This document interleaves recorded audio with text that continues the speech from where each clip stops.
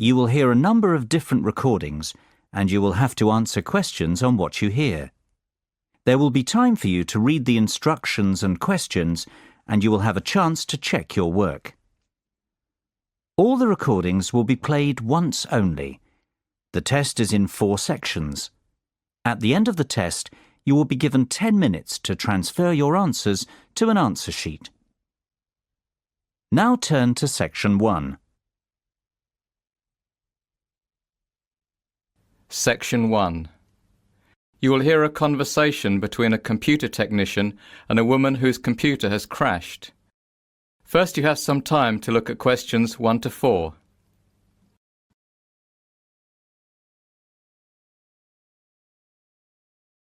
You will see that there is an example that has been done for you. On this occasion only, the conversation relating to this will be played first. Hello. Tom's Computer Maintenance. How may I help you? Hello. I seem to have a problem with my computer. It's really inconvenient too, because I've a deadline tomorrow I'm rushing to meet, and suddenly the screen went blank. Blue. A blank blue screen. I don't know if you can do something about it. The answer is computer problem, so the reason for the phone call has been filled in for you. Now we shall begin. You should answer the questions as you listen, because you will not hear the recording a second time. Listen carefully and answer questions 1 to 4. Hello. Tom's Computer Maintenance. How may I help you? Hello. I seem to have a problem with my computer. It's really inconvenient too, because I've a deadline tomorrow I'm rushing to meet, and suddenly the screen went blank. Blue. A blank blue screen. I don't know if you can do something about it. Ah, the dreaded blue screen. I think I can do something about it. It's my job after all. There are a few different scenarios, though, that could be going on with your computer. You've tried restarting it, right? Oh, yes. Nothing. And it's plugged in, not running on battery? Yes. Are you sure? Can you check again? Okay. Yes, it's plugged in. Okay. Can you give me a bit more information about what happened? The screen went blank. No, I mean, what activity were you doing when the problem occurred? Your computer was on, I presume. You were working, right? What did you do immediately before the blank screen appeared? Were you using the internet? Oh, yes, I was. Is it a virus? That seems likely. What antivirus software are you using? I'm not sure. Oh, how embarrassing. Never mind. I'll have to come and have a look at your computer. Okay, that's great. Before you hear the rest of the conversation, you have some time to look at questions 5 to 10.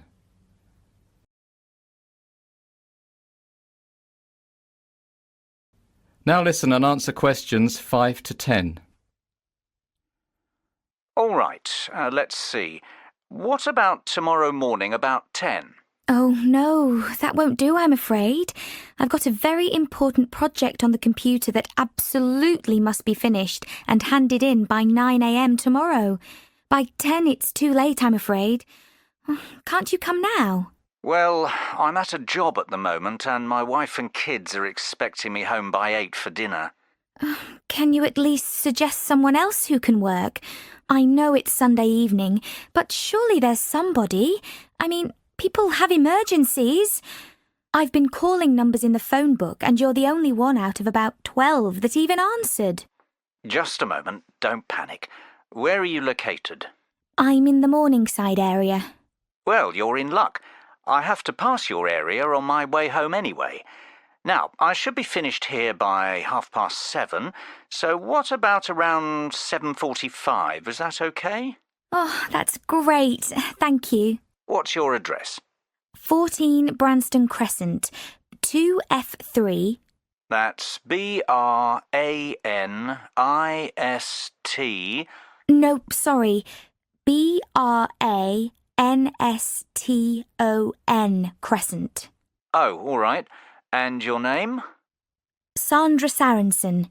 That's Sarrencen. And the name on the buzzer? The same. All right, I'll be there shortly. Thanks. Can I ask you how much it's going to cost? Certainly. My call-out fee is £60, and that covers the first hour's work, and after that the fee is £40 an hour. Oh, gosh. That's rather expensive. How long do you think it will take? If we're lucky, it will be fairly quick. Honestly, though, if it takes much more than half an hour, I'll have to finish it tomorrow morning, but I doubt that will happen. I hope not. Will you take a cheque, or do you prefer cash? A cheque is fine. OK, so I'll be waiting. OK, bye. That is the end of section 1. You now have half a minute to check your answers.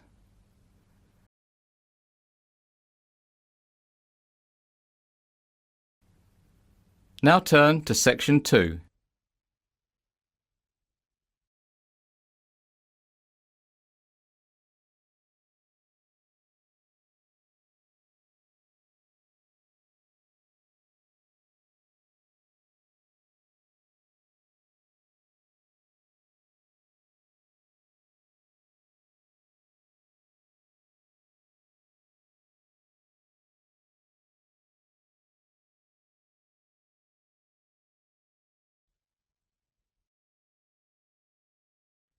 Section 2. You will now listen to a talk by the Water Project Manager of a charity called Charity Water. First, you have some time to look at questions 11 to 17.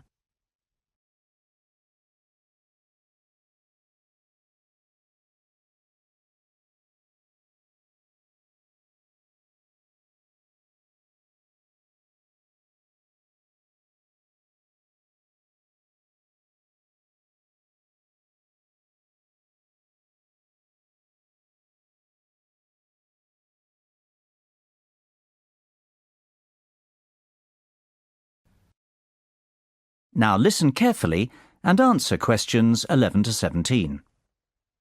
As Charity Water's Water Project Manager, I travel to some of the most desperate places on Earth in search of clean water. And while the landscape changes, there's always one thing that remains the same. The women are always walking. Whether I'm in the mountains of Haiti in rural Liberia or the jungles of the Central African Republic, the women are always carrying water. To give you an idea of the work that Charity Water does, I'll tell you the story of one of these women. Driving down a bumpy road in the middle of northern Uganda, our truck suddenly swerves off the road and up over an embankment. We usually prefer to surprise communities by our arrival because it makes it easier to monitor how our water points are functioning, without hundreds of people watching. But once you visit a few communities in the neighbourhood, rumours of your presence spread like wildfire. We jump out of the truck and walk into a party. This is when I met Helen Apis. She told me about the new freshwater well in her village.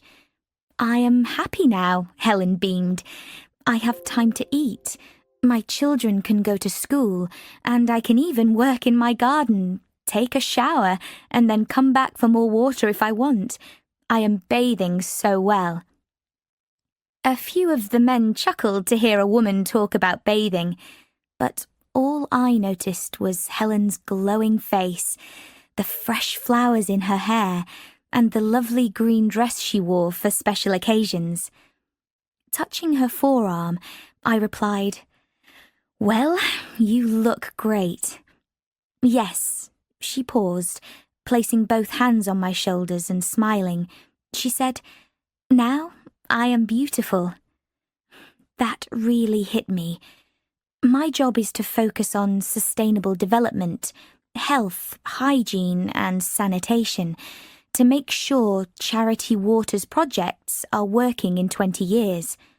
But nowhere on any of my surveys or evaluations was a place to write, "Today, We made someone feel beautiful. Before you hear the rest of the talk, you will have some time to look at questions 18 to 20.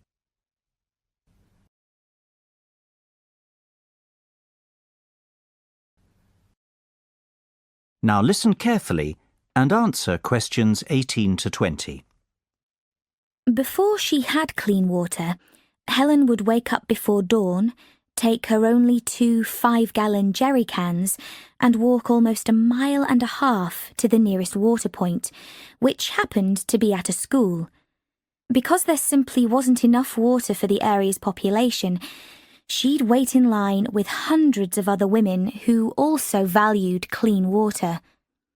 Helen's only other option was to skip the wait and collect contaminated water from a pond. Helen spent most of her day walking and waiting. She told me each day she'd say to herself, "How should I use this water today? Should I water my garden so we can grow food? Should I wash my children's uniforms? Should I use it to cook a meal? Should we drink this water?" With 2 children, 1 husband, and 10 gallons, Helen had to make choices. I saw the shame in her eyes when she described how she would return from her long trek to find her 2 young children waiting for her. They were often sent home from school because their uniforms were dirty. With the new well in her village, her life was transformed. She now had choices, free time, options. Also, Helen had been chosen to be the water committee treasurer, collecting nominal fees from 51 households to use for the maintenance of their well. Water committees are often the first time women are ever elected to leadership positions in villages. Last month, Helen was standing in line waiting for water. This month, she's standing up for her community. And now, she is beautiful. That is the end of section 2. You now have half a minute to check your answers.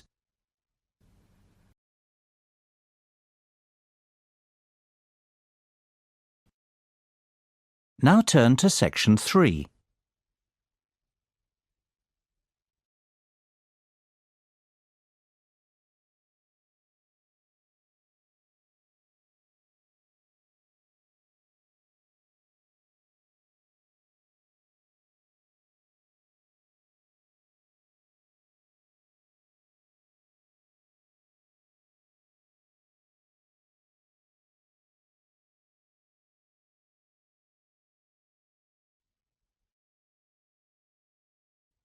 Section 3. You will hear a conversation between a student, Jessica, and Dr. Kitching, a university advisor. First, you have some time to look at questions 21 to 25.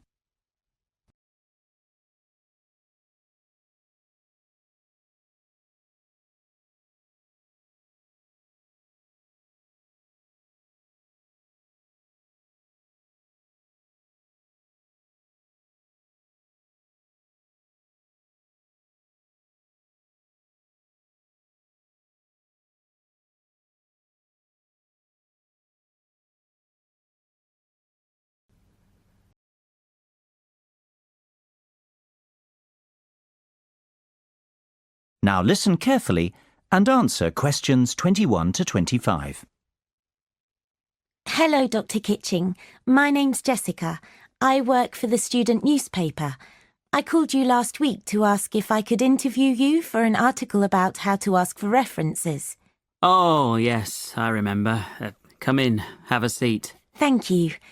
Do you have a few minutes now to do the interview?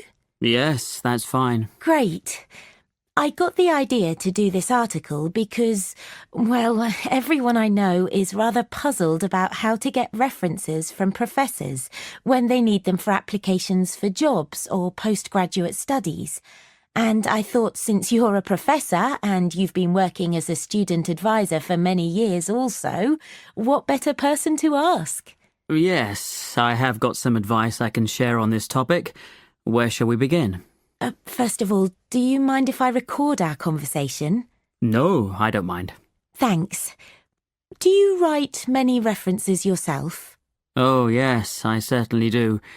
Let's see. It's variable, of course, but I'd say I average at least 50 per year. My goodness, that's nearly 5 per month. It's more than 1 per week. Yes, it's a lot. And of course, most of the requests are made in the spring or early summer, when students are starting to think seriously about where they'll be heading after they graduate in June. Do most professors do so many? Yes, it's part of the job. Of course, because I'm an advisor, students probably feel like I know them rather better than some professors, so I probably get a few more than I would otherwise. Before you hear the rest of the conversation, you have some time to look at questions 26 to 30.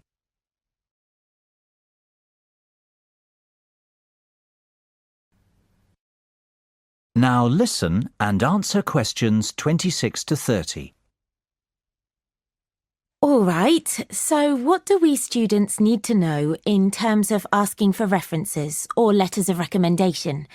It's incredibly daunting, actually, particularly since we have such large classes. I'm not sure if my professors even know who I am. Yes, that's probably the biggest issue students face in getting references. You will invariably have to contact former professors, even if you have never spoken to them outside of class.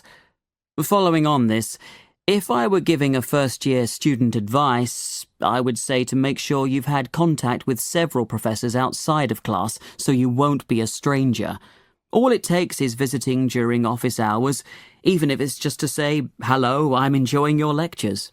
But what if we didn't do that? Then you'll just have to contact your professor anyway. Make a telephone call. Tell him or her who you are and what classes you attended, this sort of thing. Remember, for your professor, recalling an average student out of hundreds and hundreds isn't easy. So tell him or her what course you took and what semester and year it was. Include what grade you got and anything memorable. Perhaps you spilled your coffee. Though at the time it wasn't funny, it might be enough for Professor Brown to remember you and it won't shed any negative light on you. It was an accident. Or perhaps, although you never spoke outside of class, you went up and asked a question that was a great one. Any information you can give to identify yourself is going to help you out. Should I visit Professor Brown in person? Yes, that would be ideal. I would suggest giving the information first over the phone, then follow up by emailing it to your professor. During the phone conversation, ask if you could meet briefly. This will be both a physical reminder of who you are and also another chance to make a good impression. Isn't it very difficult to write references for all these students you've never spoken to or really even met? Yes. For example, I was recently called by a student from 20 years ago. He lived in another country. I really didn't recall him. He told me a little about himself, and I looked back at his records. I told him that all I could do was verify that he was in my class, that he showed up for all the classes, and that he received a 3.4 in my class. Sometimes I'm very surprised that students who did very poorly in my class ask me for a reference. What do you do in that case? Give a poor reference?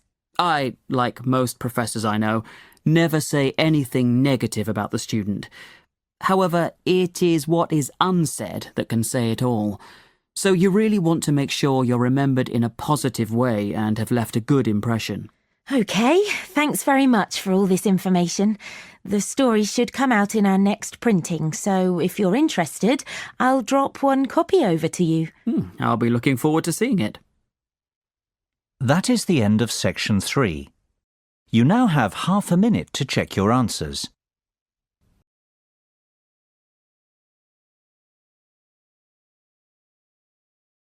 Now turn to section 4.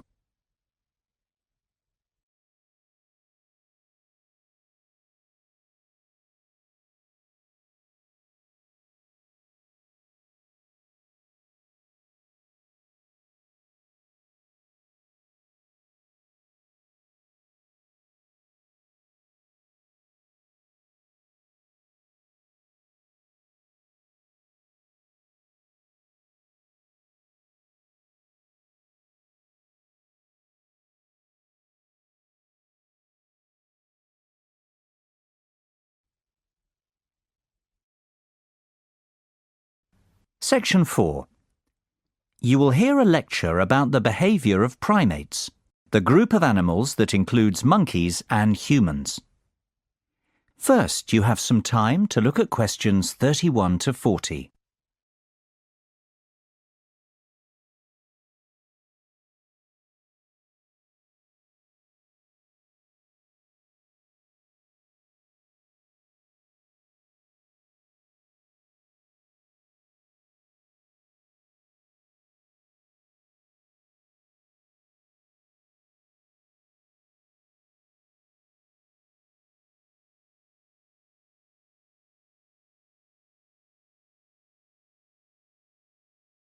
Now listen carefully and answer questions 31 to 40.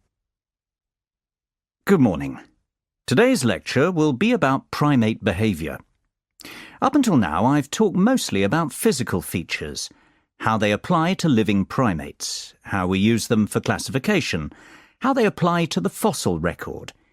But human evolution isn't simply about how we've changed physically over the last 70 million years. It's also about how our behaviour has changed.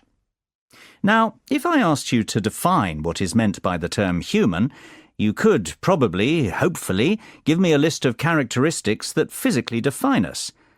But at a philosophical level, I would hope that what you'd be really proud of is not that we normally walk on two legs, but that we can reason and imagine. Descartes put it succinctly, "I think, therefore I am," although admittedly not quite in this context. This lecture isn't about human behaviour per se, but about primate behaviour in general, and animal behaviour too, since just as we can use the physical characteristics of living primates to give us clues and insights into the physical characteristics of human ancestors, so we hope that the behaviours of non-human primates will be similarly enlightening for the behaviour of our ancestors. To begin, let's talk a bit about primate cognitive abilities. I don't want to mention a lot of different behaviours without first mentioning cognition. Cognition is the amount of thought that goes into a behaviour. There is a world of difference between an animal hitting a nut with a rock and cracking it by accident, and an animal thinking to itself, "I can't bite into this nut. I know, I need something to use as a hammer to crack it." However, it can be very difficult coming up with experiments to differentiate these two. We can easily test mental skills, such as recall and discrimination, using methods such as the Wisconsin General Test Apparatus and various training experiments. But it's much harder to work out the degree of thought required. This is still a big problem in evaluating the status of great apes. Just how nearly sentient are they? Sentient, for those of you who don't remember, means there is the presence of conscious thought. There are various behaviours that could be seen to support the presence of conscious thought in primates. Various sorts of altruism, or helping others without directly benefiting, can be found in certain great apes. The animals team up to achieve various goals, for example, hunting in chimps. This would seem to require a degree of cognition. Another feature that has come to light recently is Machiavellian intelligence. Work, especially with baboons, seems to indicate that there is a lot of deliberate social deception going on, sneaky mating, passing the blame on to others, using infants for defence. At first glance, this seems very complicated behaviourally, but again, it can just about be explained in a fairly minimally cognitive way. Highly trained chimps, such as the signing chimp, Washoe, and the computer-aided communication of Kanzi, also indicate a high level of intelligence. An interesting fact is that these language-trained chimps do much better in the standardized intelligence tests too, indicating that we probably underestimate primate intelligence in our traditional experiments. It seems that primates are not all that interested in the colour of pencils. They want to know the latest gossip about their friends. Sound familiar? And of course, cognition and intelligence in primates is a thorny problem, with deep moral and political ramifications. That is the end of Section 4. You now have half a minute to check your answers.